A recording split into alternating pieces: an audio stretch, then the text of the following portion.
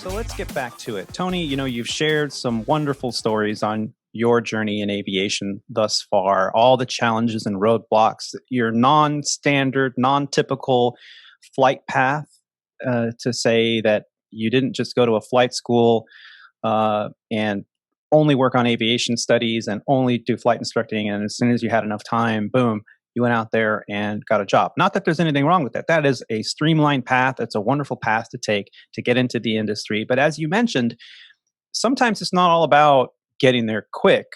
Sometimes you can take advantage of having these, twists and turns in your career path, because you actually can develop and learn a lot from the different roles and the different jobs that you had on your way to where you are now. So speaking of where you are now, how did that transition come about from going from being a flight instructor, flying full time, finally getting your chance to fly 5, 6, 7 days a week, being in the air, being in the airplane, to, okay, I think it's time for me to go and get a job at a starting point in a professional airline career at a regional airline? How did that come about? So like I was saying, a friend of mine was a flight instructor, and I was actually the one that sent his career paperwork in to the airline. And he enjoyed working. He said, my big thing was, are the people we're going to work with a good group of people? Because we all do a similar job. And he said, the people are great. And so, here we are, I'm a flight instructor.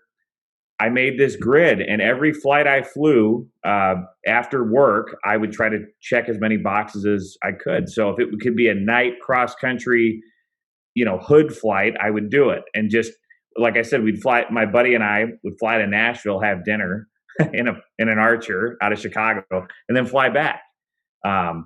And just we'd airport hop the whole way there and the whole way back, and only stop really when we needed to get a cup of coffee or fuel.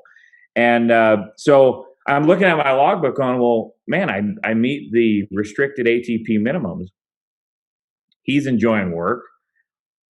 I'll put my application together. So I had a less than a 6-month-old with me sitting on my lap as I'm applying to an airline, nervous as could be, because, you're going, man, what am I doing? This is crazy.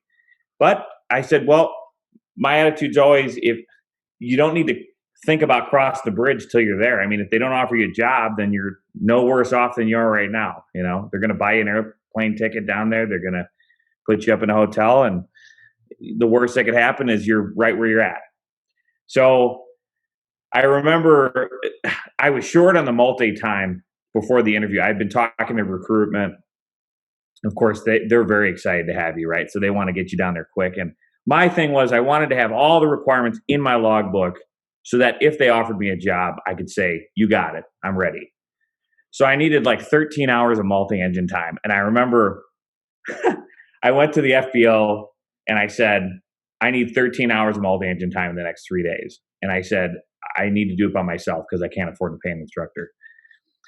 And the best customer service, she goes, no problem. She goes, we blocked the airplane off for you for the next 3 days. Fly it as much as you want. And I said, wow. Here's 2 credit cards. When one runs out, start on the next one. Don't tell me how much it costs. Just make it happen. And she goes, of course, because, I mean, God, I think the airplane's $400 an hour, or something like that. Oh, so wow. The day before my interview, the logbook met the requirements. I went above an hour just in case, and went to the interview. I think there was 12 people,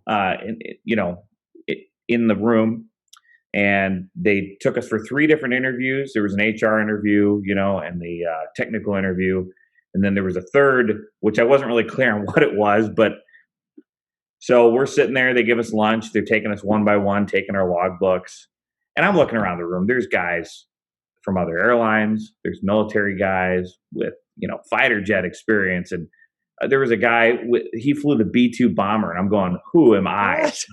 Who am I? This guy, flew top secret stuff, and I flew, 100 horsepower airplane, 1,000 hours. So, but, I went in, talked with HR. That was a typical interview. And I immediately I stopped. The nerves went away when I realized it was pilots giving the interview, because now you're talking to your peers versus just some really well-practiced HR manager. It's a pilot. It's the guys you're going to fly with and girls you're going to fly with. So that all of a sudden I'm relaxed. We're having fun. Technical interview goes by. I think I didn't have to fly the sim because I was current. I think if you weren't current with instruments, you'd have to fly the Baron sim. And I remember the very last interview, we sat down with a guy in a very official looking office, and he goes, "Do you like instructing?" And I was like, "Yeah, I mean, I enjoy it, you know." He goes, "Well, I mean, it's probably something you should, think about doing for a little bit longer." I'm like, "Oh, okay, ouch." And I was like, he goes, "I'm just kidding. Here's your offer letter." And we're rolling on the floor laughing, and I was like, "Oh my God." He goes, "Yeah." He goes, "No, this, you'll enjoy it. He told me, he goes, "We're looking for people that we want to sit in a small confined box for 8 hours at a time. That's our job. You could be, I don't want to say a subpar pilot, but they know we all have met the bar of being a pilot. They want to know, can they stand you for 20 minutes or an hour or 4 hours, It's funny. I've been doing this podcast for over a year now. And, I've been very fortunate to have some wonderful co-hosts here and been extremely grateful to have the opportunity to interview, just countless guests. Everybody says the same thing. It's all about, at the end of a trip, am I going to kill you or want to kill you? Or are we all going to get along and everyone's going to be, professional, mature, and decent? And really, it goes beyond aviation. In this world, if you're treat others with respect, you follow that golden rule that we, as growing up, heard all about, and we haven't heard for in a long time, or heard about in a long time. That is really the meat and potatoes of what employers are looking for. Are you and don't be afraid to show them your personality, right? I mean, they ask the generic question, something like, "Tell us your weaknesses," or "Tell us a time when you were frustrated." And I go, "Well, what do you have me here for? Let me call my wife, get her on the phone, and she'll tell you." And of course they start laughing, and don't be afraid to show them your personality a little bit, because if it's sterile, and I mean, you're in a suit, right? So you're nervous and you're trying to make a good impression, but it's okay. I mean, to show them who you are on these interviews.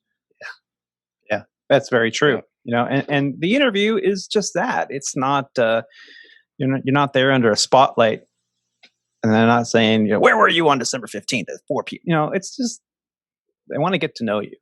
Right. And so let your hair down. Yeah, absolutely. So that the interview went well for you then, obviously. Yeah. Well, I think 8 of the 12 guys got job offers that day. A few of them were, they have a pipeline of instructor programs. So you're not qualified yet, but you're in the hiring line. They interviewed a couple of those guys as well that were, sort of in the pipeline. But it was a positive experience. It took a long time. It was like 8 hours of sitting in a room, having sandwiches, waiting to get your number called, so to speak. Yeah. Very fair. Of course, I prepared for the interview probably more than I had to, but I went home feeling like I had won something. I was so proud that throwing the dice on that day where I talked to my wife and said, "Okay, if I'm going for it, I'm going in one direction, and it's towards that goal." That felt like I won. Now we talked earlier about, it's kind of neat if you can connect the dots and make these memorable moments. So my flight back to Chicago wasn't scheduled for, till 5 or 6 p.m., So a friend of mine who flies for the legacy carrier said, "Hey, how's the interview going?" I said, "Oh, it went great. I got the letter.